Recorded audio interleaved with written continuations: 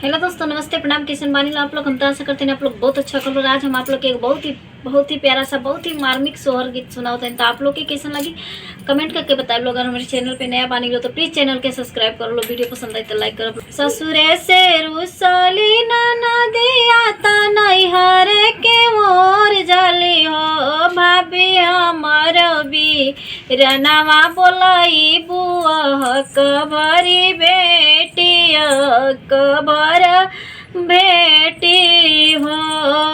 इतना बचन सुनली भाभी तो ननद से बोलली हो।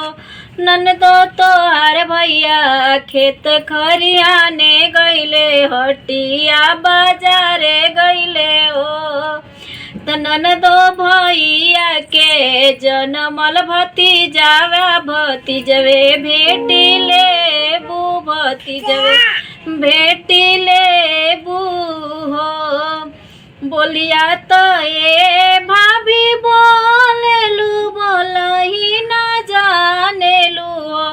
भाभी के तनो भतीजावा के भेट भी असुया नाही गिरी असुया नाही गिरी है नी हो।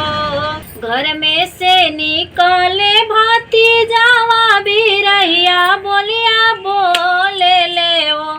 बुआ दूसर ठिकाना ढूंढले बू ससुरवे चली जाई बू ससुरवे चली जाई बू हो।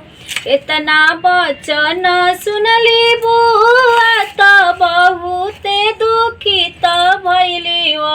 भाभी बनी जइबो बन के चिड़ैया कसवा उड़ी जाई बिया कसवा उड़ी जाई भी हो।